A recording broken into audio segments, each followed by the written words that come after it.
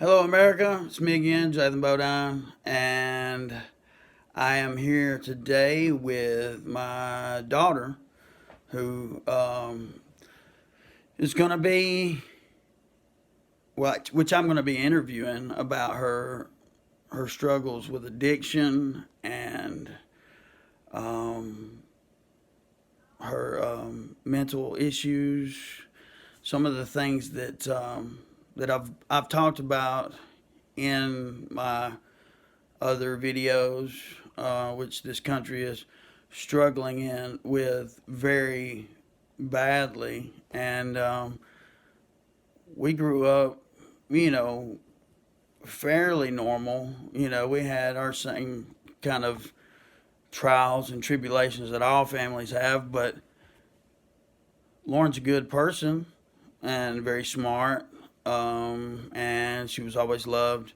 and cared for. But addiction and mental disorders, things like that, they don't discriminate. They can happen to anybody. Partially, the her addiction probably stemmed from some of the problems that we had with her growing up through some divorces that I went through, that she had to go through, and we also did not know that she had bipolar, and so she a lot of it was probably self-medicated, but we're gonna let her tell some of her story. This being just an interview, we're gonna do an interview to kind of get things started. This is going to be one of just kind of the beginning, and then I'm going to kind of turn over the whole piece to her, and she's going to do some more videos just on her, by herself, talking about some experiences she had during her addiction, and her run with crystal meth and other drugs. So we're just gonna have a little talk with her and see what kind of outcomes we have. So Lauren, so what was how did it get started? What got the whole the beginning of the crystal meth thing started? Well, it all I started using drugs when I was about 14 years old. I started out with spice and then it led to marijuana. And then after that, I went to pills like Adderall, Tramadol, Loratabs. Um, and then by the time I was 18, um, So I mean, it basically it was a gradual thing. I mean, it's just typical teenage stuff. You do the marijuana thing and a little bit of alcohol. And I know the spice thing is kind of new to the world, newer than what I was, but that's kind of how it started. it started. Yeah. And then, so it was a gradual step from what you said, 14. Yes. Okay. And then by the time I was 18, crystal meth is very easier to come about than what most people think, because when it's not in your life, you never see it. That's how it was for me. I'd never seen crystal meth ever. But once it came into my life, it was there forever. Right, it's like opening Pandora's box. Exactly. And, one day I was, at a party and we were drinking and smoking some marijuana, taking a little pills, just doing, the party thing. Well, I had got to my, limit of being plastered. So So you were drinking. Yes, you were drunk. Yeah, I was drunk. And so I decided I was going to go to bed. And somebody that I didn't know, but everybody else knew, it was a mutual, friend of theirs, came into my room after me and asked me if I had ever tried crystal meth. I mean, so they followed you in. It was kind of like the devil just walking in. I mean, you done had enough. You were done, and this person that you didn't even really know just walks in and is like, "Hey, if you try this, you can continue to party with us, right?" Correct. And I was, like I said, I was plastered. So my way of thinking and, it was gone. My right from wrong, like, it was not there. So sober me would have been terrified, but drunk and, high me didn't care. And so he put a line out for me, and I snorted it. And after that, I was hooked. Yeah, that's basically all it takes is just One time. the one time thing, and then you're pretty much, once you get over it's like most things, it's kind of like getting over that first hump. But once you've done it and you realize, oh, this stuff it made me feel good, and then it just on from there, right? Yes, and I suffer from mental illnesses such as depression and bipolar and anxiety, and and I was not medicated for it yet. And whenever I did crystal meth for the first time, my depression, when you have depression, and I was going through a lot then, so I was super depressed. And so I was down a lot. Crystal meth is an upper. So as soon as I did that, I was happy, I thought. Yeah, it made you feel better. It made me feel, that first high is amazing, to be honest, but you never get that first high again. No, so you're never. chasing the dragon. So, yeah, it is. That's what they call it, chasing the dragon.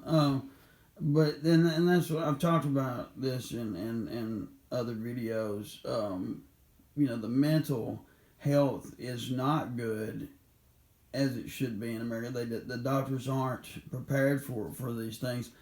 I took you to the doctor as a child. All your appointments, all your checkups, all through your life. You never missed any doctor appointments or anything like that. It looks like somebody would have caught, especially through even the fact that we even took you to counseling and stuff, that they would have caught that, hey, maybe this person needed some medication, but you never got it. No, and I think that is because with mental illness, like, I don't think it's caught on until you're older, and they're really strict about the medications that they give for mental illness. So I think that has a lot to do with it, because I was fairly young, going to the doctor, so they couldn't really, I don't think they could really tell that I was bipolar and had depression, anxiety. Yeah, it was very much looked over. All of these things were looked over, and it's sad, because I really believe if the doctors would have caught it earlier, do you not really think that more than likely, if they would have caught it at a younger age, you would have been more prepared for the problems that arose for you during that time? That could be possible, but I do believe that addiction, you do self-medicate when you're not medicated and you have, mental illness, but also, like you said, drugs don't discriminate. So I don't think it would have mattered, because if it came into my life, anyways, I feel that... You feel like you would still... Yes. It would have still happened. Yes. And you're probably right, because, these drugs, they've become so easy to acquire. I mean, it's very easy. It's ridiculous. Very easy. After that first, time that I did crystal meth, the whole next week, I was smoking it every day. So it was that fast? Oh, that fast. The very next day I started smoking it, and I smoked it for a whole week after, and just didn't. I never stopped. I never stopped after that first time, and I used crystal meth for 5 years, and it only took that one time. That is really ridiculous. And there's a lot of people, millions of people go through this, and it doesn't matter about what kind of parenting you had. No. It doesn't matter what kind of background you have. It doesn't discriminate. It doesn't matter. And it's almost like the devil's drug. It's like It is the devil's it's like drug. a demon coming right into you. Is it not? Yes, I do, because I'm a religious person. Some of you may not be religious, but the ones that are would understand that it is the devil's drug. Some addicts that were addicted to meth can tell you that the shadow people, I believe, are demons, because Absolutely. it opens your soul up to demonic entities, and all those shadow people that they call them, like hallucinations and stuff, I do believe are demonic forces. They are absolutely demonic. People have seen these shadow people that you speak of, even when they're not on crystal meth. But when you do the devil's drug and you're around a lot of people doing these drugs, the devils and the demons are going to be right there just waiting for their opportunity to have their time in your body. Because when you black out or you go too far without sleep, that's when they get to take control. Yes, because your soul is weak. Exactly.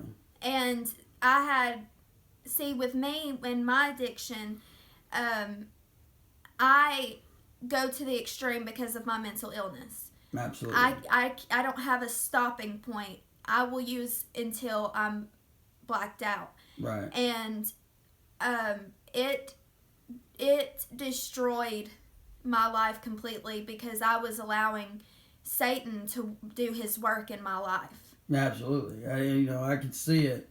I was right there with you through a lot of it. For a lot of the time I didn't know what was going on, but after I'd realized what was going on, I could see it. It was like it changed you completely. Yes. You were not the same person. Very fast too. And and it was like you went from being this young, sweet girl to this person that I didn't even know.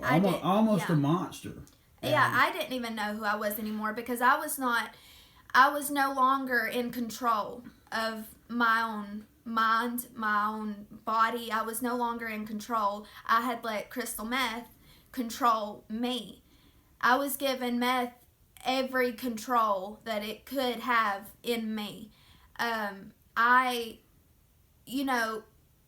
put crystal meth over my whole family. I put crystal meth over God.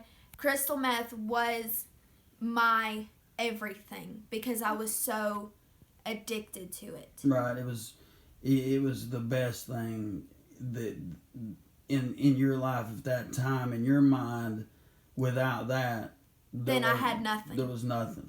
I was just. And that's how powerful this drug is. And we're gonna kind of ease up, stop right there, and we're gonna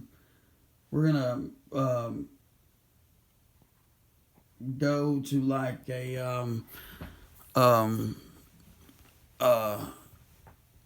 we're gonna have more of this interview go on a little longer, but we're going to stop here. This is going to be part one. The reason why I want to stop here is because I want it to I don't want it to run too long, and I know there's a lot more to tell, and this is just a starting point. This is where it got started, and it didn't take long for it to get completely out of hand. And so what we want to do is we're going to do a 2 or 3 part series on this, and then we're going to let you do tell a few stories of how bad it got. And I really think that that's about all we're going to do on this video today. But I thank you for doing it, Lauren. And Once again, this is Hello America. This is Jathan Bodine. Check it out. Continue to watch. I thank everybody. Subscribe. We're out.